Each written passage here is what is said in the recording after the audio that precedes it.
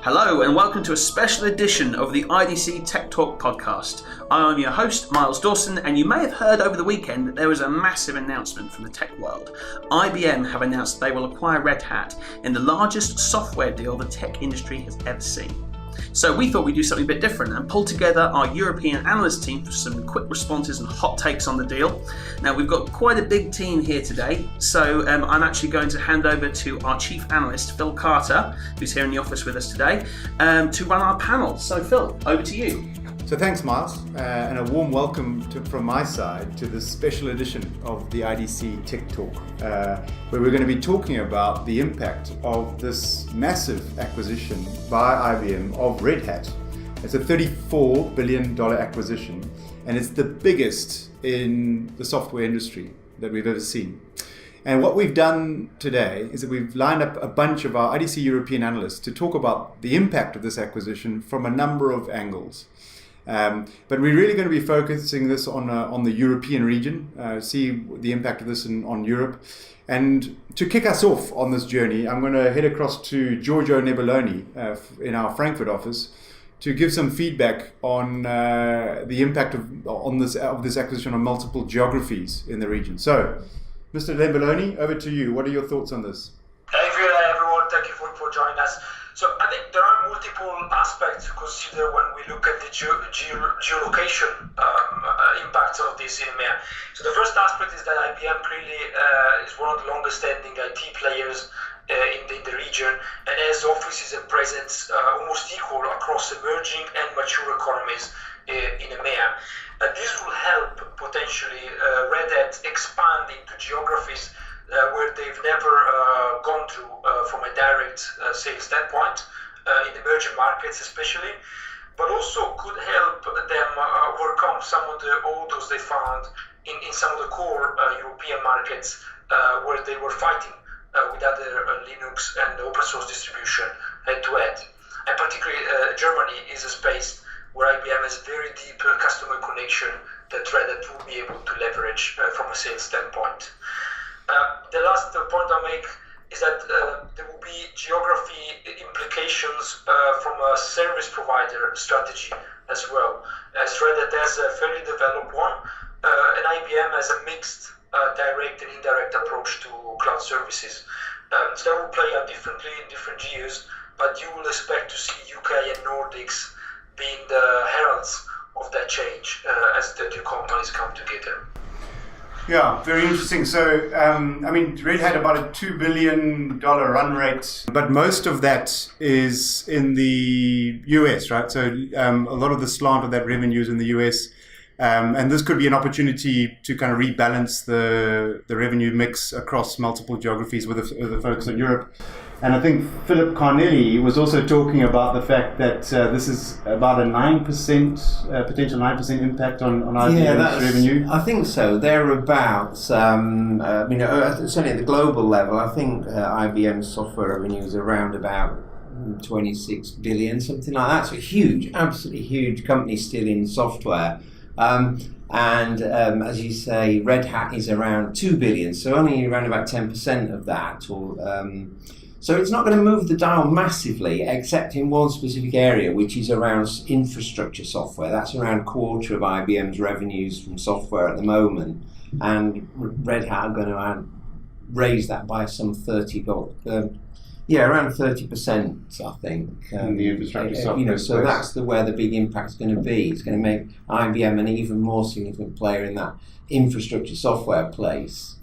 But 39 billion, a lot to spend on 9% increase in revenue. It's huge, because you look at IBM's sort of year-on-year revenues, and they have been shrinking. So this is more about sort of returning to modest growth rather than a massive, sudden, big growth impact that we'll see going forward. But it has to be said that Red Hat are growing at quite a significant rate at the moment, sort of 14% year on year. So, Margaret Adam can chime in on that. I think the other interesting element to this, of course, is that Red Hat is a subscription model, right? So that brings in that subscription revenue, which I think which IBM is looking for. Absolutely. Yeah. I mean, the other element which they're both making big bets on is cloud.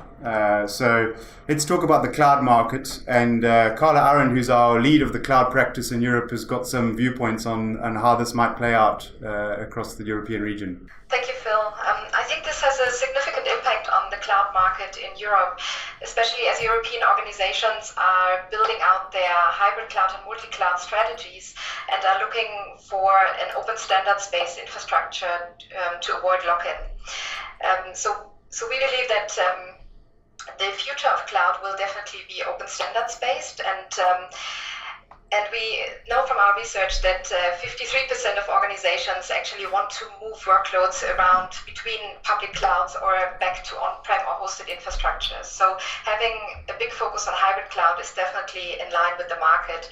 But if we look at cloud system management software more specifically, if we add Red Hat's revenue to IBM's revenue in this very specific market, then IBM and Red Hat combined will still stay number 3 behind VMware and Microsoft, even after the acquisition.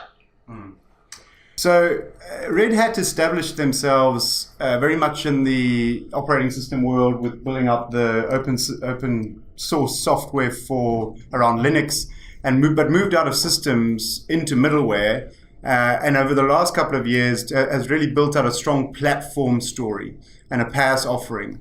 So I'm going to bring in our China to talk a little bit about this and the impact of this acquisition on the broader platform space in the region. Yes, absolutely, Phil. It's quite interesting to see how IBM describes this as a game changer in the hybrid cloud world. I mean, it's a fair point because, as Carla mentioned, Red Hat has a good suite of cloud management platforms, and it's a good play. But it still shows that IBM is thinking well within the infrastructure perspective, and it's still thinking about the whole deal from its comfort zone of infrastructure and not leading or at least talking about the platform play, which has really become Red Hat's claim to fame in the last 2 years. I mean, Red Hat has focused on maturing its OpenShift container platform. It has acquired Core OS and it has standardized on Kubernetes. So it's made a lot of investment in the platform play. And it's essentially an engineering and developer company at heart. So IBM needs to lead with this, or at least think about the platform play as high as in the agenda as the hybrid cloud play, to make sure that this deal is really among equals in terms of at least talent and engineering, and not to alienate the developers. So platform is a huge play, and Microsoft is getting there with its engineering focus. So it might be quite interesting to see how IBM looks at it from a platform perspective and comes out of this infrastructure perspective. Do you think this is more about access to developers, to ecosystems for IBM as opposed to the revenue piece that we talked about earlier? Or was it a bit of a mix of the two? I think it's more about the talent and getting this engineering culture in, because if you see Red Hat is only moving to a 3 billion mark probably by the end of 2018 or early 2019, and IBM is a 70 billion company in terms of revenue. So it's probably the talent and this new culture of understanding what the developers want and becoming an engineering company. That's the core focus. So they need to think about the platform play and move beyond the infrastructure to actually understand and not make it a culture clash, to learn from Red Hat as well. Yeah, but I suppose, and that links into an interesting discussion on the ecosystem in general, right? So, and the partners that these two players have across the industry. So, particularly if you look at on the established front, so IBM, partnering with a number of players in this space, but more so Red Hat starting to work with Microsoft and other large players as it relates to the ecosystem perspective. And so this might change some of those dynamics. And I'm going to bring in Margaret Adam, who leads our channels and alliances and the ecosystems practice in Europe, to talk a little bit about the impact of that.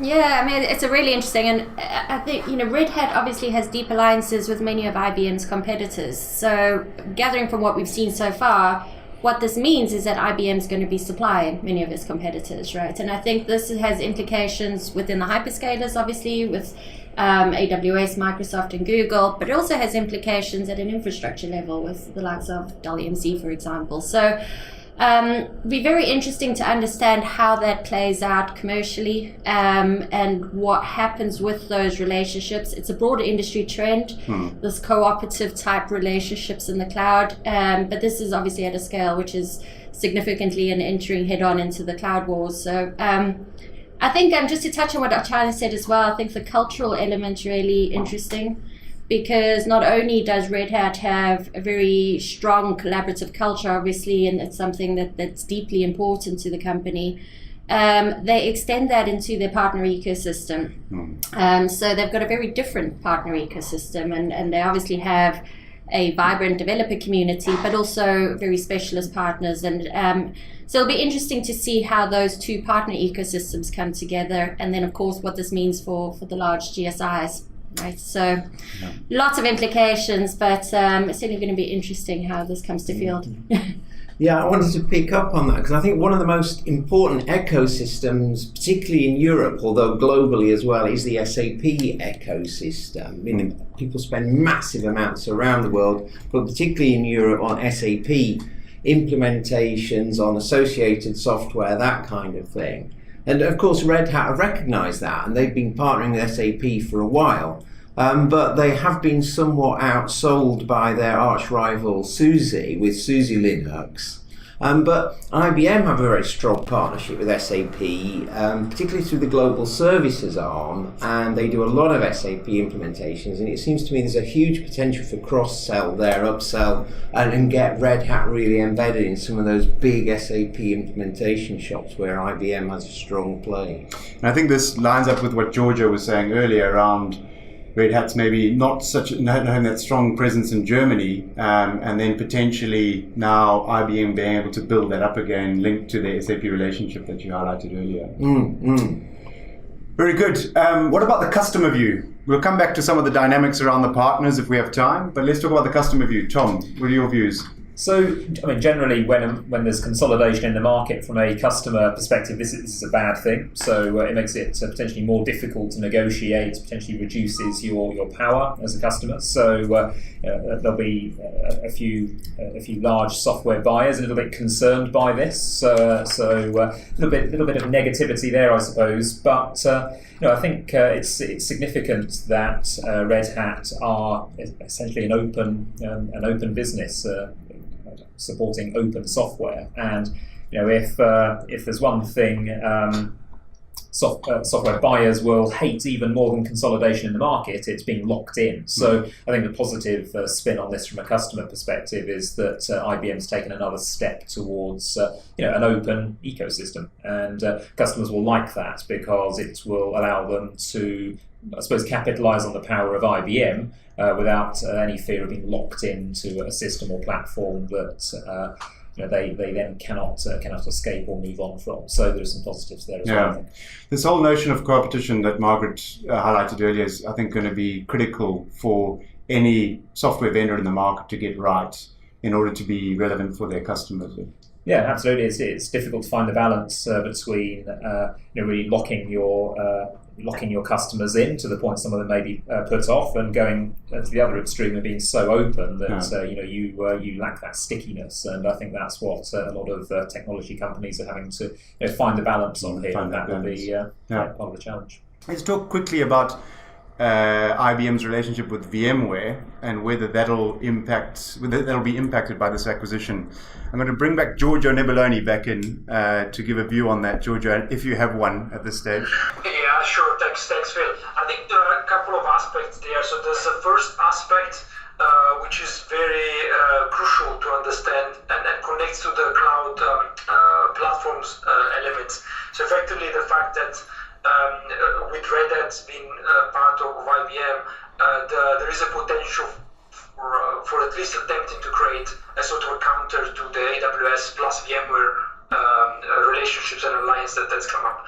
From a pure technology standpoint, I don't expect major disruption or changes in the midterm, in the sense that what you will see probably IBM adding Red Hat as an option alongside VMware stack for their own cloud services, but then over time seeing how that pans out. This is true that VMware still holds all of the enterprise accounts very deeply, and from a virtualization standpoint, so it won't be easy, probably not feasible even for IBM to just swap technology platforms underneath. I think that makes a lot of sense, Giorgio. And I think kind of linked to that, the way that partners take this on is going to be driven to a large extent by their ability to execute. And we've got Hannah Brees as part of the partner practice as well, who maybe have a comment on that. Yeah, definitely. And when it comes to partners and the channel partners in both ecosystems and across the board, partners specifically like change, and it can, big acquisitions like this can cause some uncertainty. So I guess that the execution around that and communication when it comes to big acquisitions and what that means for them is important from that point of view. So that's something to bear in mind, I would say. Yeah, we'd expect Jimmy Rometti to be out and about explaining the impact of this every day on customers, partners, and the broader market as well. For sure. Very good. Awesome. A range of great insights there from the team. And this is a massive acquisition. So $34 billion that IBM is forking out for Red Hat. And it's going to have a huge impact on a number of areas as we've discussed. On the infrastructure space, the cloud space, the platform space, and the broader ecosystem, where the name of the game is all about co-opetition, as we've talked about today. So hopefully that's helped in terms of understanding the impact of this big acquisition on the software market with a specific focus on Europe. A big thank you from my side to the team, to the European team, for stepping in at short notice to give their feedback. And with that, I'll hand it back to Miles. Fantastic. And thank you all so much for getting online so quickly this morning to do this recording. It's really, really helpful for us. We'd love to hear your feedback as well. So please get in touch with us on Twitter or on LinkedIn. What do you think about the acquisition?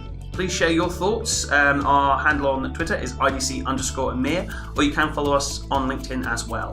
Thank you very much. See you next time.